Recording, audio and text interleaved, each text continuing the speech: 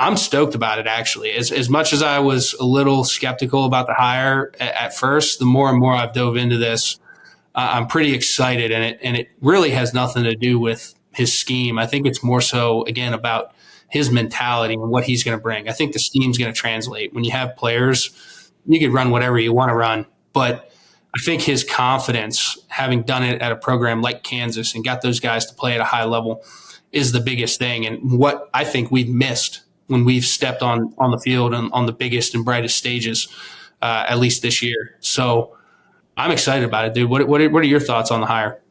Yeah, similar to you, a name that I wasn't necessarily familiar with, but as you said, hearing more and more about him, it sounds like, there's a lot of people behind him, confidence behind him, which is what I'm big on. And I'm not gonna lie, I'm excited. I'm glad we made the hire. It's behind, that part's behind us now, moving on to other things in the off season. But I will say, I had to pump my fan brakes as far as my excitement, because, every hire is a good hire, right? So I gotta wait to see what I see on Saturdays. I'll put it that way, until I throw my, as I was in the beginning of the season, my playoff hat in there. But I'm excited for the hire. Like I said, a lot of confidence behind him. Everyone that's worked with him, as Coach Franklin, has a relationship, very confident in him. So I am excited, but I will hold my public excitement. That's a great point, though. It's cautious optimism, right? Yeah. Like, at the end of the day, you got to see what the product ultimately is and what it becomes. But there's a lot of things, like I said, that kind of line up to this probably being pretty good. Right. Because, again, when you look at this, like, I don't think Mike Yurcich had, again, a bad system. I don't think that he struggled at large in calling plays or lack of confidence in himself. I think a lot of it was, again, like his inability to consistently take advantage of the strengths that he had from a personnel standpoint in a manner that the entire offensive unit was 1,000% behind, right, and bred that confidence into the players, which ultimately matters when they're the guys executing and playing. There seemed to be a disconnect. Like, he probably was ready, amped up, watched all his tape, felt great about every single game plan.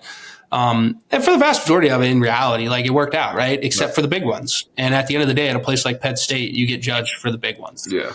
And you're expected to go and beat the teams that you're supposed to go out and beat.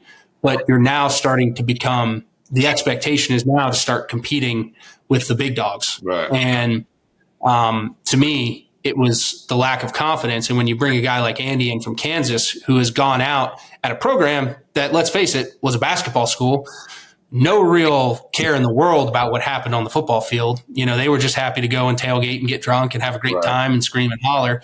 Had turned into, they beat Texas a couple of years ago. They have some big wins. They were competitive in the Big 12. No longer bottom dwellers. Right. And a lot of that had to do with his scheme and how he put those guys in positions to be successful. And ultimately, you saw them shoot their shot every single Saturday. And that's what we need to do. We need to now start seeing ourselves as the alpha dog, the pack leader. Let them hang, baby. Let them hang. Exactly, man. Let them hang, dude. So for me, that's what I'm excited about. It's just that unwritten side. You take the scheme away, you take the system away, you take all the fluff and all the trigger words that the media and everyone, just continues to divulge and reciprocate. And it's really just about getting these guys revved up, amped up, confident, and ready to play, no matter who's lined up on the other side. Right. And as you said, we're all excited. I will say, I hope he does keep that same mentality, let him hang, every empty to clear, whatever you want to say, coming from Kansas. But I will say, there will be more expectations probably than he's ever faced as he's stepping up into, as we keep talking about, the largest or the most powerful program he's been a part of. So that'll be interesting to watch. Leash will be shorter. Yeah. So Leash will be shorter, but I'm not going to get into that because I won't touch on that. But for sure.